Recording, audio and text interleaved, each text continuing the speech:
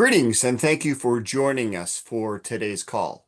My name is Joe Doherty. I'm Senior Director of Communications here at the Foundation for Defense of Democracies, a nonpartisan research institute focusing on national security and foreign policy. We're grateful that you've joined us today as we detail the findings of a new report from FDD's Center on Cyber and Technology Innovation.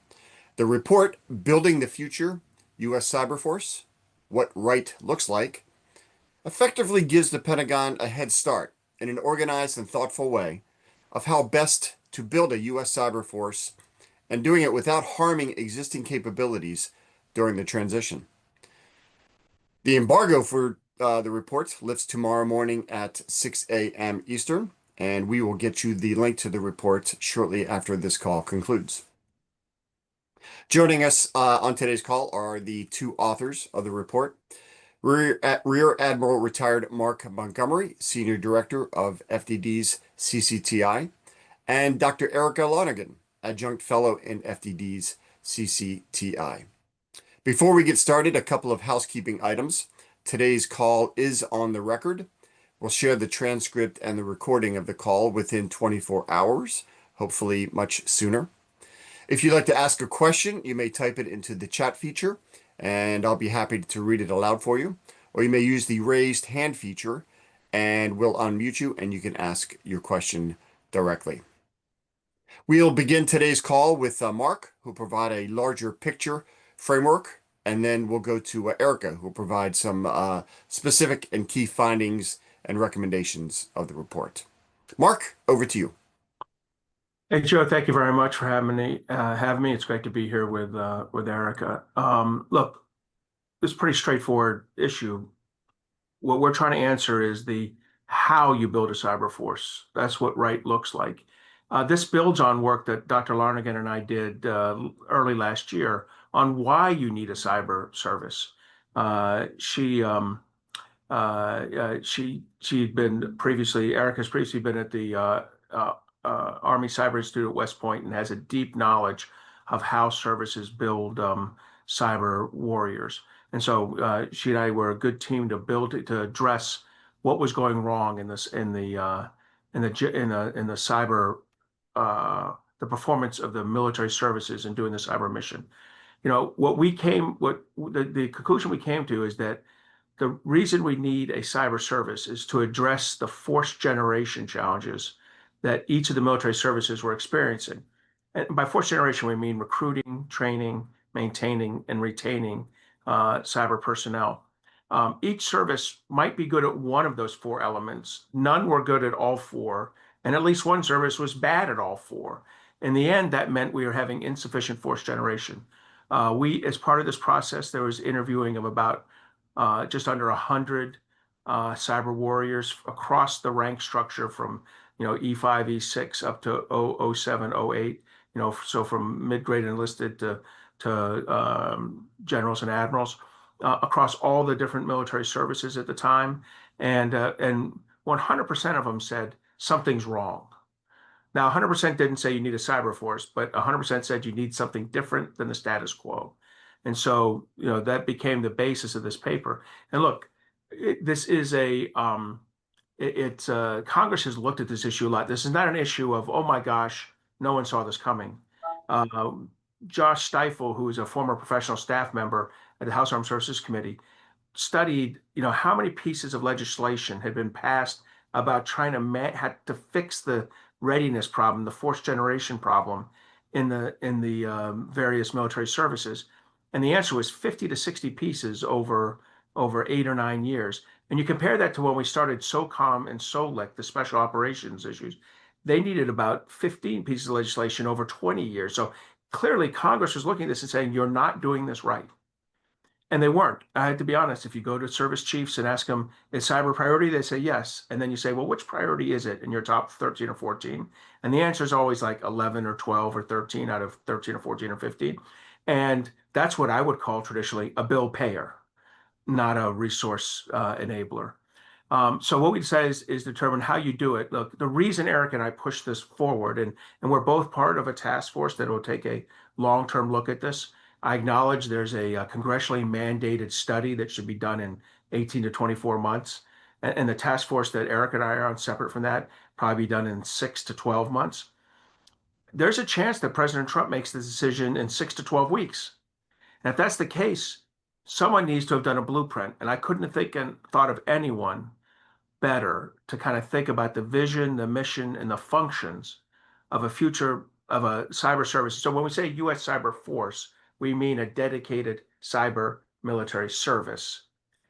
I can't think of anyone better to think about that, write about that, and discuss it than Dr. Erica Lonergan from Columbia. So, Erica, I'll pass it over to you to talk about some of the details from our study.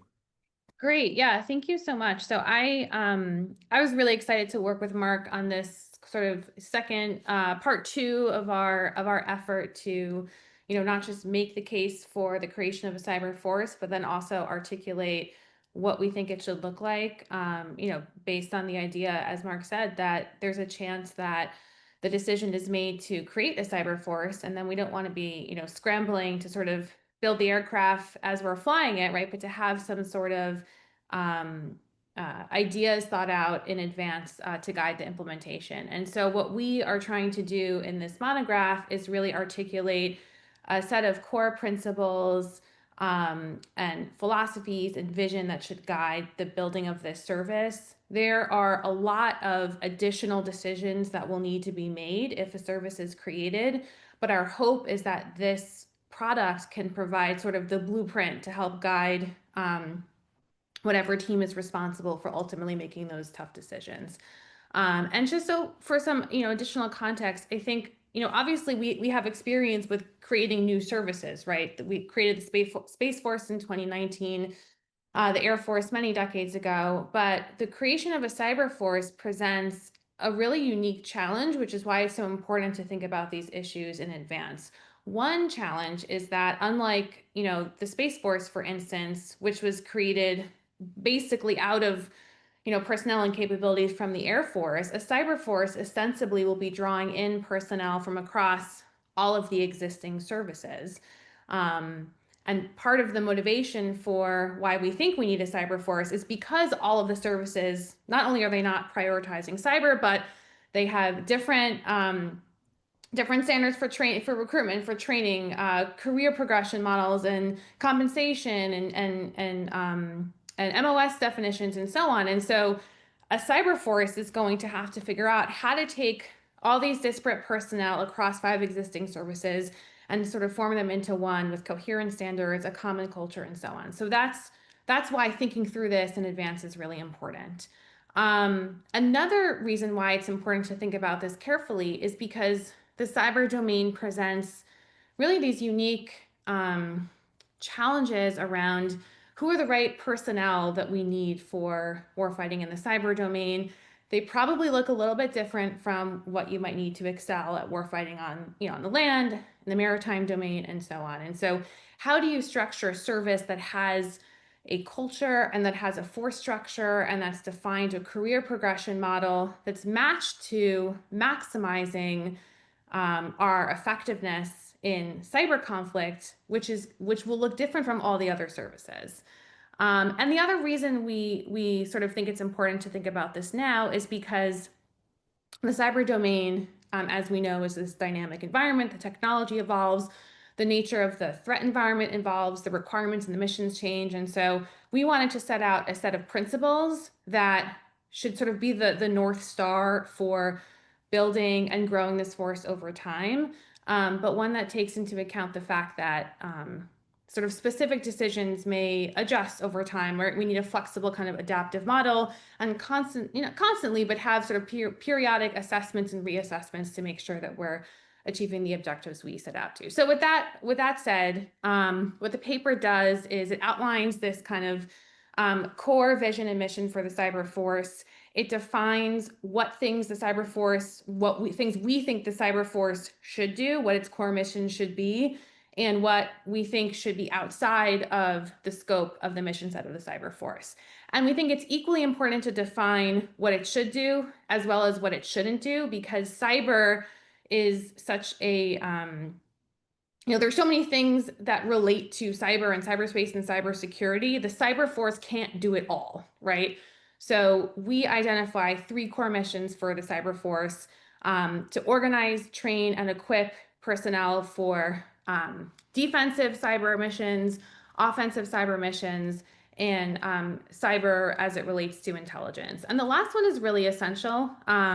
We need capabilities for foundational cyber intelligence so that we can have a better understanding of our adversaries' cyber capabilities, their leadership, their strategy, their centers of gravity, their vulnerabilities, and so on. So we tend, I think, to focus a lot on cyber defense and cyber offense, but the intelligence piece is just as important. And then in terms of what the cyber force won't do, what we define as being outside of the scope of the cyber force, I would say the first a really sort of difficult but important kind of cut line will be the defend versus the protect mission, right? So while the cyber force will be responsible for generating capabilities for cyber defense, we think it's outside of the scope of the cyber force to generate capabilities for cyber protection, right? So DISA's mission, we think the cyber force should not be responsible for building, securing, operating, maintaining, sustaining the entire DoD network. If the cyber force has that responsibility, the reality is it will dwarf all of its other missions, especially in the beginning. We also think the cyber force shouldn't be the information warfare service, right? Well, obviously there are some cyber equities in information operations, and the cyber force will play some role in generating capabilities that are relevant for that. Overall, the information environment is much broader than just cyberspace. So again, we don't want the cyber force to get bogged down by that mission. And then relatedly, the cyber force won't be the AI service, right? The cyber force will have some equities in developing or acquiring AI capabilities that pertain to its cyber missions, but AI is a general purpose technology. Lots of DoD stakeholders have equities in AI. So that's sort of broadly speaking what we see as the core missions and being outside of the core missions. And from that, we go into quite a bit of depth in the paper about sort of what's in versus what's out that follows from the definition of those missions. I won't get into all the details on this call, but so we have a couple of basic propositions I just want to underscore for the purposes of this conversation. As Mark already mentioned, the cyber force would be a new Title 10 military service established. We think it should be established within the Department of the Army, but it's important to note that it will look different from existing services in terms of things like proportion of civilian to uniformed military personnel. We think there's a really important case to be made for the role of the Guard and Reserve components, especially thinking about non-traditional Guard Reserve models. That's one key finding. The other is in terms of its relationship to Cyber Command. Cyber Command would, of course, continue to exist, right? It would continue to be the primary force employer, and now it would have a corresponding force generator. But the cyber force would also generate capabilities for other combatant commands that have equities in cyberspace, so SOCOM and Space Force and so on. So just like the other services, right? The U.S. Cyber Force would generate capabilities for sort of the full complement of force employers in the cyber domain. And then the other sort of cut line question, what's in, what's out, pertains to the existing services, right? So just like when the Air Force was created out of the Army, the Army retained aviation capabilities, so does the Navy. The Marine Corps has aviation, and so the same would be the case in cyberspace. And so there would have to be decisions made about what cyber capabilities would be service retained, and what would be sort of the primary responsibility of the cyber force. We think each of the services could reasonably define some areas where generating cyber capabilities are sort of uniquely relevant to their core missions, right? So for the Army, EW, tactical cyber, any transition team responsible for standing up the force would have to make those decisions. And then we have a table that I would turn your attention to in the paper that outlines for various cyberspace operations forces groups, as well as other kind of elements and organizations across the DoD enterprise, what we think would be in, what we think would be out. The main point is that we argue the cyber force would assume force generation responsibilities for the cyber mission force, as well as the various joint force headquarters and the newly renamed Department of Defense Cyber Defense Command. And then when it comes to other organizations, we have sort of recommendations for how to think about how to draw those cut lines. And then finally, I just want to turn your attention to the design principles that we've articulated to inform building the service. Again, these are sort of the guiding, the Northern Stars guiding lights that we see as being, as shaping those more sort of specific tactical decisions as the service is built. The first design principle is quality over quantity. This really gets at the fact that personnel, specifically quality, technical, skilled personnel with domain mastery are essential to maintaining our advantage in cyberspace. And so, how do we assess personnel coming from across the existing services for fit for joining the cyber force? We shouldn't assume that everyone who's currently in a cyber role per se will necessarily automatically transfer over into the cyber force. Instead, we propose that there has to be an accessions process that takes into account the divergences across the existing services. But the key thing is recruiting and retaining the right people to perform the mission. The second is an expertise-based career progression model. And so this is where, we argue that the model should adopt some, common practices that exist across the private sector, rather than the military's kind of up or out model, where you have to get after a certain, first of all, where there are time and grade requirements, and where if you don't get promoted, then you're out. Instead, highly skilled individuals should be able to pursue a career in a technical role for the duration of their career without necessarily having to get promoted.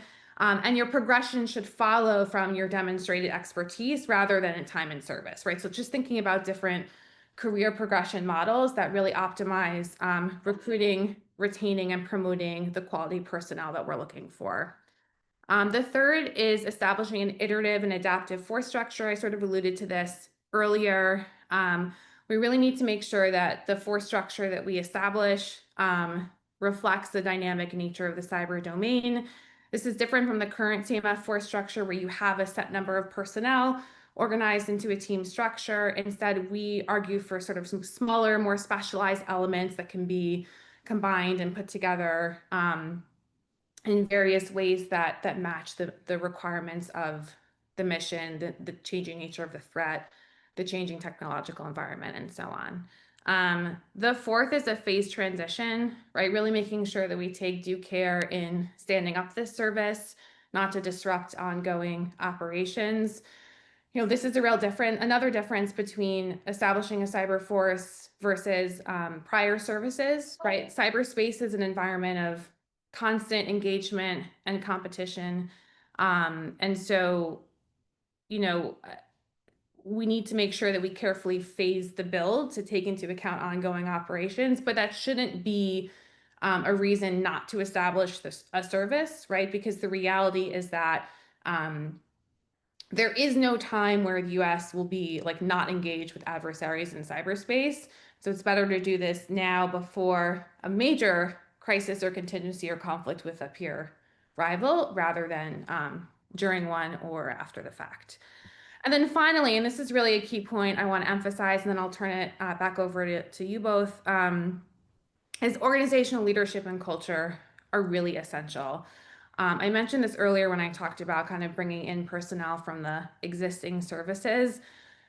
This will be a real challenge, is how do you foster a distinct organizational culture, a service culture that reflects the unique nature of the cyber domain, that also reflects broader military culture and can be integrated within the joint force. So you need to make sure you have the right leadership, especially the first chief of cyber, who can kind of set the tone and figure out how to instantiate a distinct organizational culture for the cyber force. That links back to recruiting and retaining the personnel that you need, ensuring flexibility and adaptability given the dynamic nature of the environment. But really, leadership and culture are sort of no-fail propositions.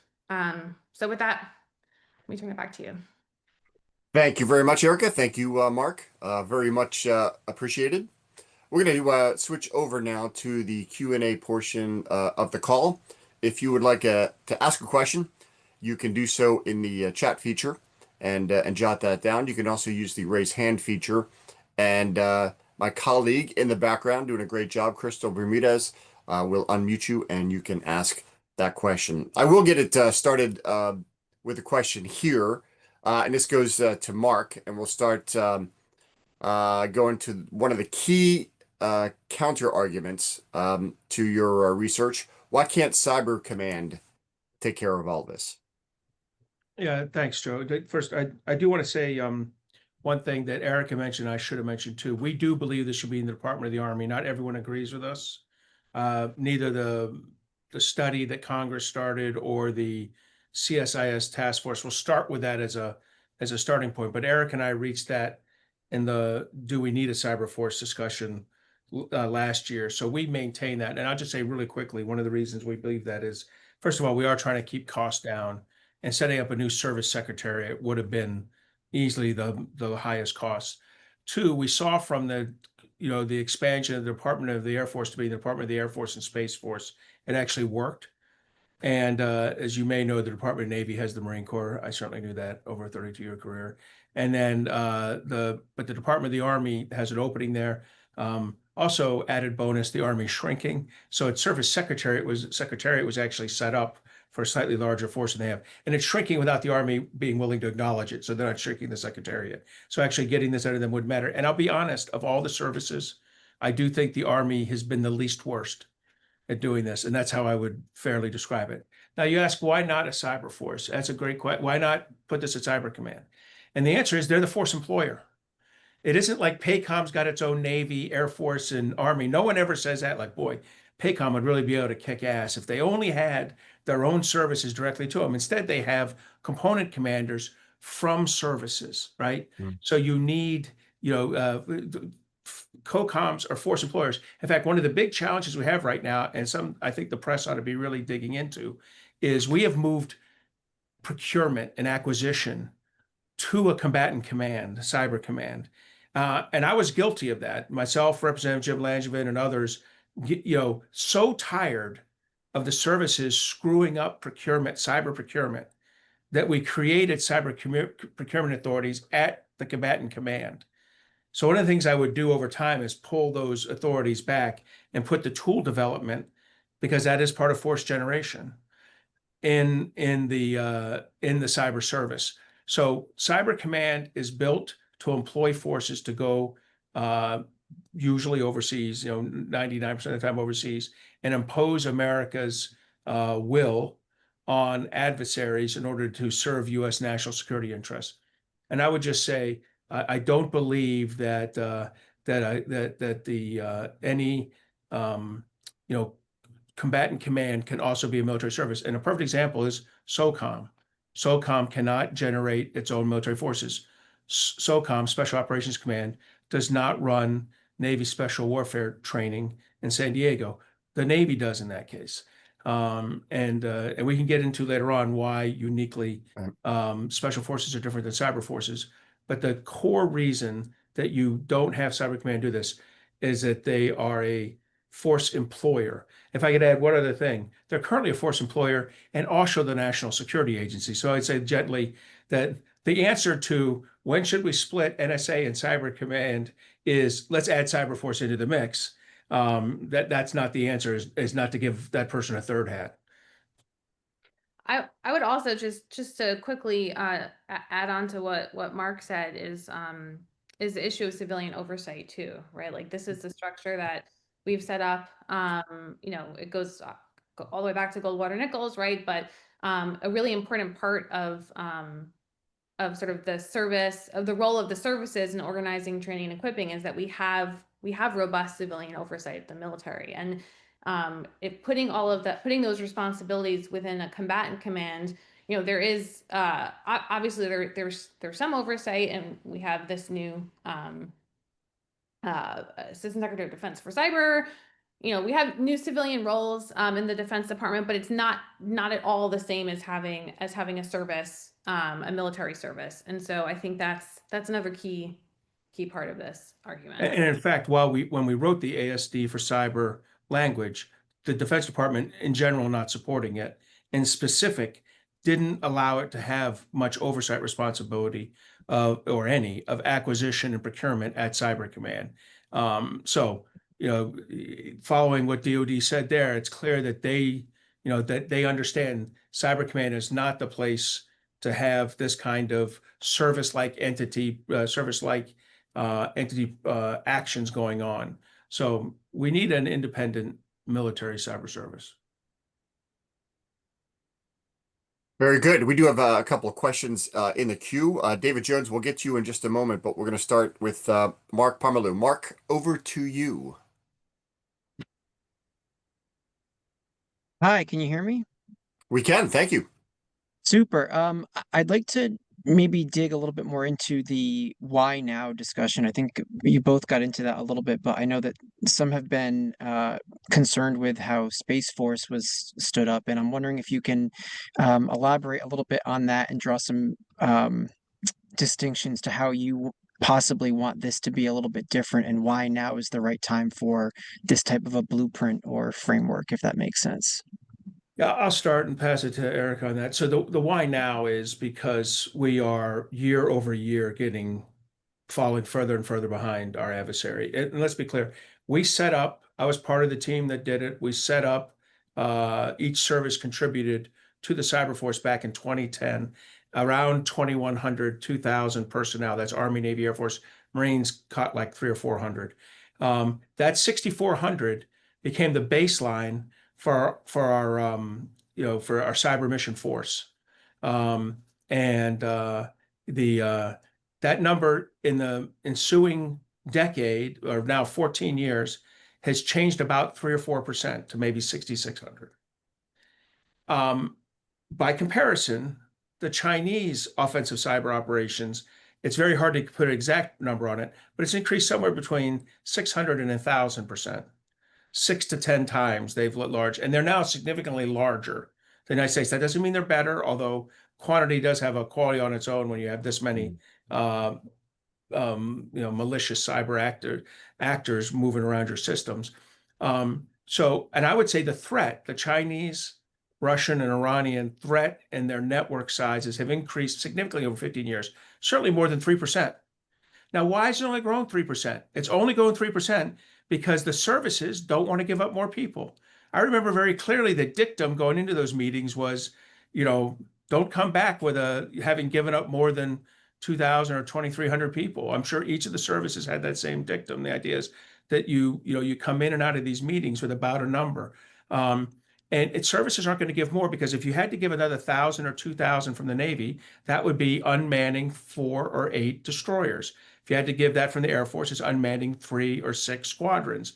From the Army, it's 2 or 4 battalions. That's not their number one priority, cyber. Their number one priority is the ships and submarines, the planes, and the artillery and infantry and armor, not cyber. So as a result, it won't grow. So the reason you do it now is we're falling behind in the current system.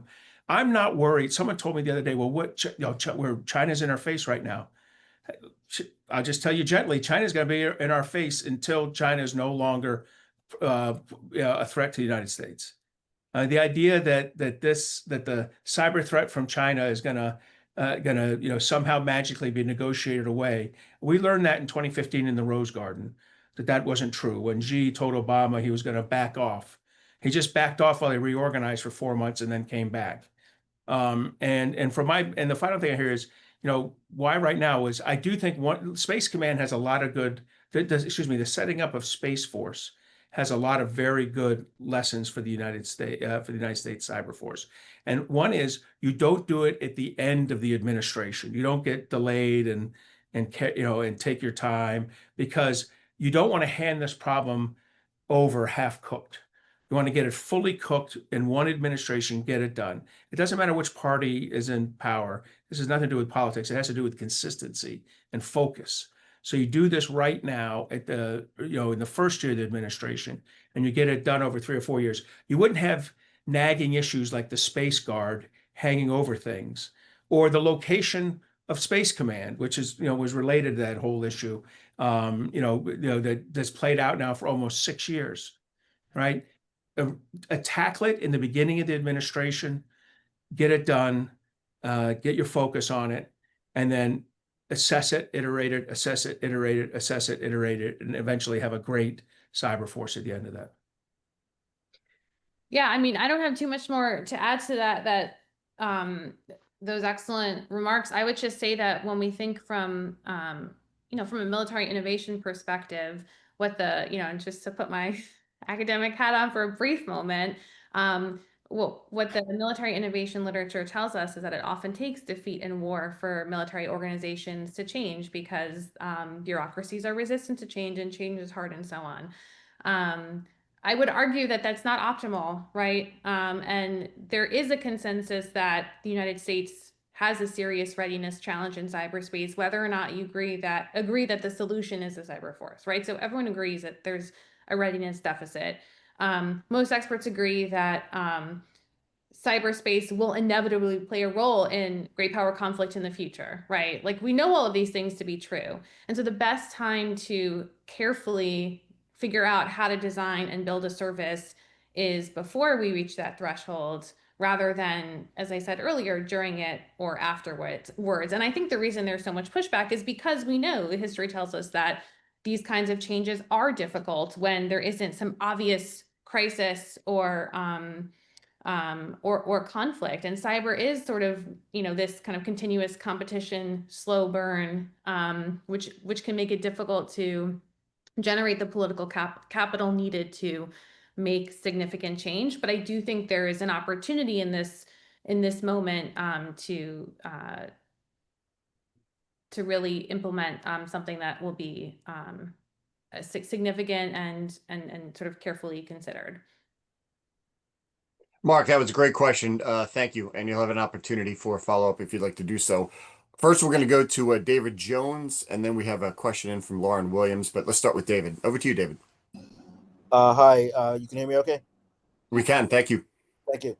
I'm trying to understand kind of whether this is replacing technologies and capabilities that we already have, or just kind of taking them all from disparate, departments and putting them together, or what the role of this cyber force would be. Would it take the place of just the military side, or would it protect critical infrastructure, or would it kind of incorporate, NSA capabilities or things that CISA does, or kind of, can you put that in perspective for me? So at its core, it's about who provides the force generation for the cyber mission force, and some other elements that Erica and I pick out in the paper and talk about. Let's just say and this is a rough number. I'd want to be, it can move, and it will move year over year. I would start it out around, 12 to 16 to 18,000 people. Those are the people in the Army, Navy, Air Force and Marines, and Space Force Guardians who are already doing the kind of on-net operator mission and some of the tool development. So you're taking people who already exist to do it. Now, look, when you build these units together, you're going to get some efficiencies. It's going to allow you to have more units doing it, and with less repetition between the four services. You combine the training commands into one. You provide, the HR management into one, things like that. So you'll get some savings. I don't advertise savings. This is at best cost neutral. There should be savings, but that's not how the military works. Whenever you think there's going to be savings, you come out cost neutral.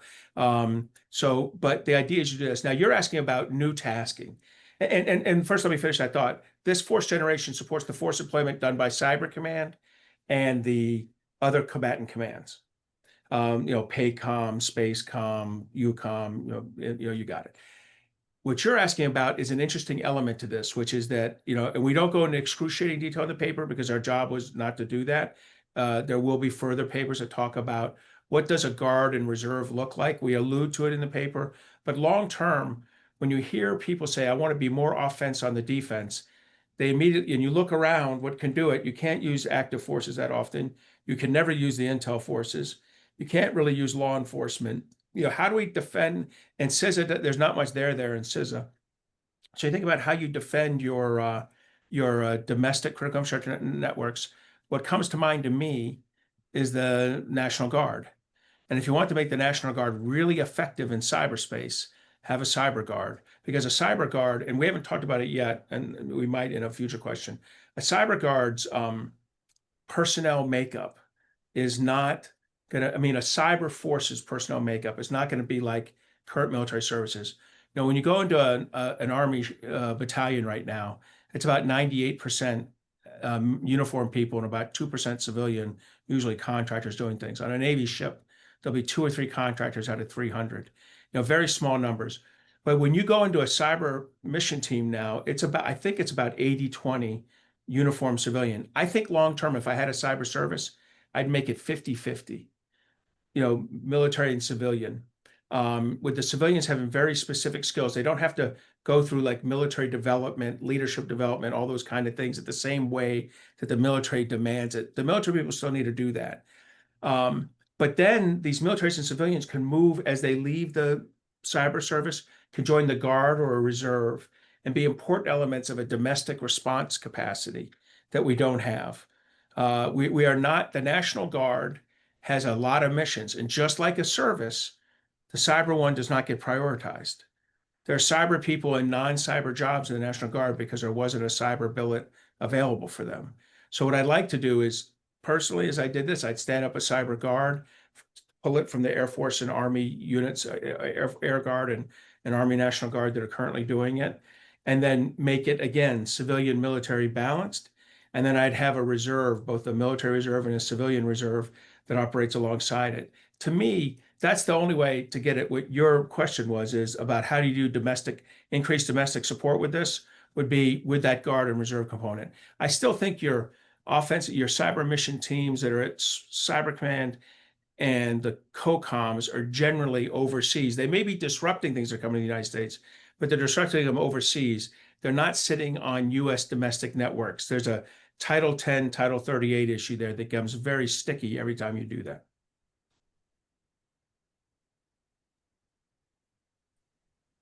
Following question is from Lauren Williams, and it's related to that, Mark and Erica, so you may be able to flesh that out even more. Lauren asks, how would the reserve and Guard components fold into the cyber force, especially as different states have different levels of capabilities? Also, how would their cybersecurity missions with state and international governments fit in? I'll keep going on it. Is that okay, Erica? And then I'll pass it to you. I it's been excited about this issue. Erica's excited about all the boring stuff. I'm excited about the Guard, I guess. So the Guard is, look, I kind of mentioned there, the Guard's going to be really important in this, in my mind. The Guard is your way to get onto our domestic networks. Previous National Security Advisor Mike Waltz said we need to be more offensive in the defense. You've heard President Trump aver to being more offensive. Well, the way you do that is not going to be your intelligence community, NSA or CIA. It's not going to be active duty military. I say that there's an unusual use of active duty military these days, but it's not going to be active duty military. It's going to be, to me, the most likely people doing this are going to be the National Guard. And yes, you're right. We have to reorganize the Guard. When you bring them together, the Air Force and Army Guards operate their cyber forces in different manners. So I would have one, obviously, when you create a cyber guard, you get one consistent operational manner. I'd probably set it up regionally to make sure you had a critical mass and some, for those states that don't have a lot of cyber operators naturally in their guard. But I'd set up regionally, and then, but you want to be in the location. You want to have the relationships with the electrical power companies, the water companies, the banks, everyone that's in that area, in that region, in the Guard unit that's supporting that region. There's real advantage to that. So I think that'd be useful. Whether I use these in state partner programs overseas, I'm not sure. First, I'd want to get the Guard right domestically, the cyber Guard right domestically. And then again, I put alongside it the reserves. The fantastic idea here is a is a cyber reserve that's both military traditional, where you leave and you're in the reserves and you can come back and help, and we can bring you back for a year, 2 years of activation, but also the civilians. And in both cases, they're going into the private sector, working, getting smarter, maintaining their clearances, but coming back to the military, to the cyber service, and then being farmed out to the different commands to share that information that we're learning in the private sector. It's going to be a lot easier with a cyber reserve and a cyber guard aligned to a cyber service. It's not working. What I just described does not work well currently with the Army and the Army Guard and the Army Reserves. And you can have this kind of performative art where 4 very senior software people become lieutenant colonels in the Guard, like we had the administration do 2 months ago. To me, that does not make individual cyber units more effective. That might help in advice on procurement to the Secretary of the Army. But I don't believe it gets at this core issue we have of not being in a position to provide support to the defense of our national critical infrastructure. Just really, really quick to add to that, because I know that the Guard Reserve is one of Mark's passionate topics.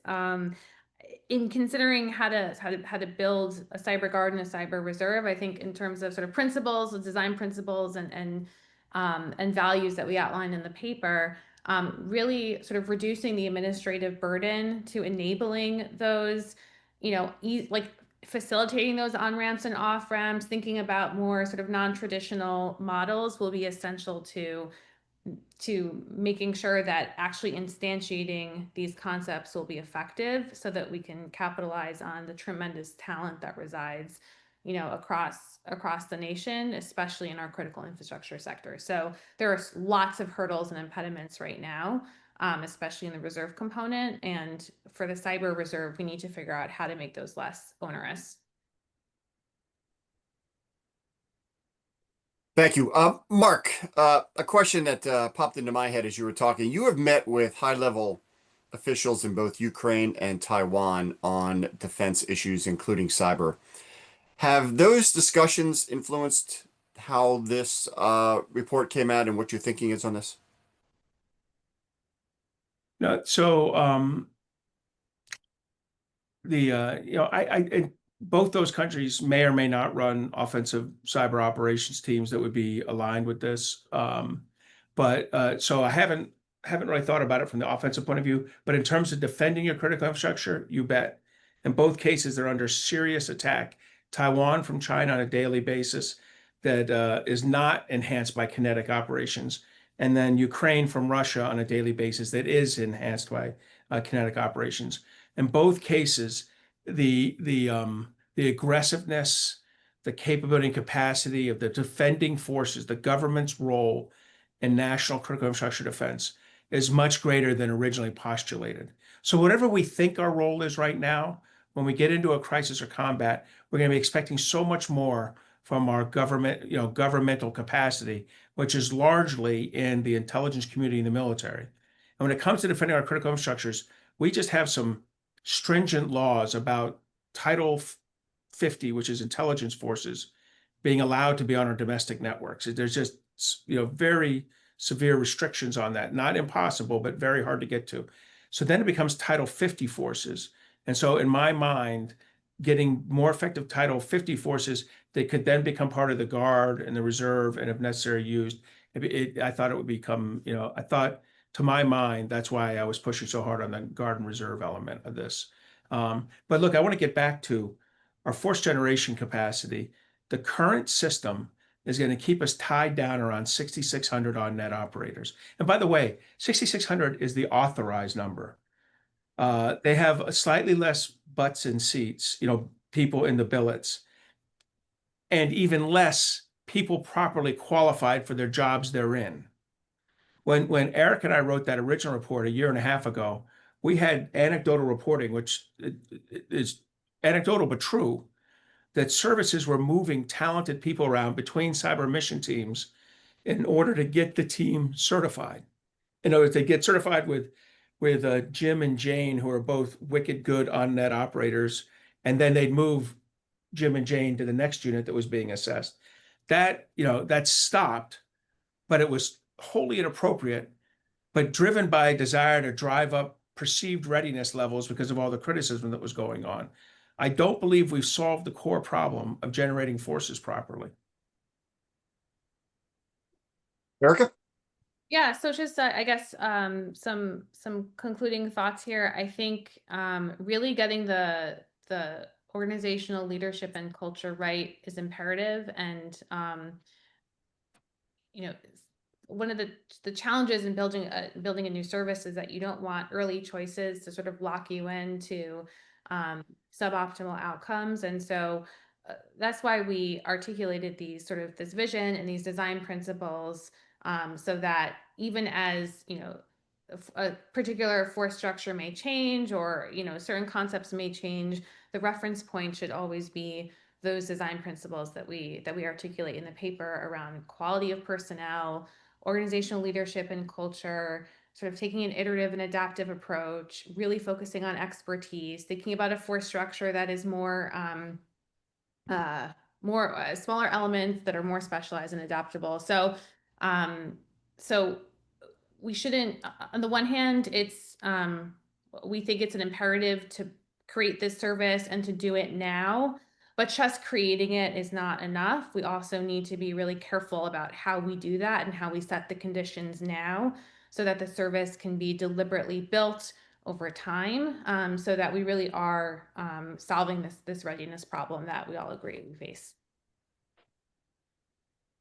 Excellent. Mark and Erica, I'm going to give each of you 30 seconds to kind of summarize your thoughts as we wrap up the call here. I just want to give a friendly reminder that you can reach the media shop here at FDD at press@ftd.org if you'd like to arrange a conversation with either Mark or Erica or both. Happy to do that. Also a reminder, at ftd.org, you will find all of our research, including the research of this report tomorrow. I will be sending you the link to the report. The embargo lifts at 6 a.m. Again, if you'd like to chat with either one of them ahead of time, we can happily do that. Again, reach me at press@ftd.org.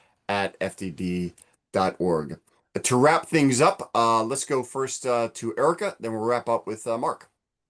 Great. Yeah. Well, so those are sort of some of my wrap up thoughts, but let me add a few additional ones. I think that defining the cut lines will be essential, because cybersecurity touches so many aspects of the DoD enterprise. So how we carefully scope what's within the remit of the service and what's beyond it will be essential, so that the cyber force isn't sort of biting off more than it can chew, and can really be effective in what those three core missions are, which are organizing, training, and equipping for cyber defense, cyber offense, and cyber intelligence. And then I guess I'll really just come back to the quality of the personnel, right? We need to figure out a way to recruit and retain the right people.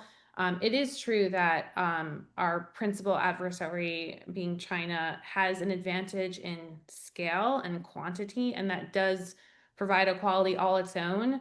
But America's comparative advantage, I think, is in quality, and in our innovation edge, our technical edge, and the quality of our personnel. So how do we maximize that and really make sure we get that right? So for me, it all comes down to people. All right, thanks, Joe. I'll go. So look, first, this report's about the how. We described the why 15 months ago, and this is how you do it. Things are not getting better. It's time to take action. I love how Erica said that. It's iterative. Plan it, execute it, assess it, adjust it, replan it, re-execute it, assess it, adjust it. That's okay. That's how every service works. We haven't had a 400 ship Navy, every year for the last, 200 years. It changes, things change. So iterate it. Final thing I want to say is, people sometimes say, hey, Mark and Eric, if you do this, isn't cyber going to fall apart during the transition? I'll just say gently, we established a Space Force, and I'm not aware of any satellites colliding with each other, things spiraling out of control. If you do this correctly, if you allow one administration, one set of leaders to execute it over a couple cycles of plan, assess, iterate, plan, assess, iterate, you'll be in great shape.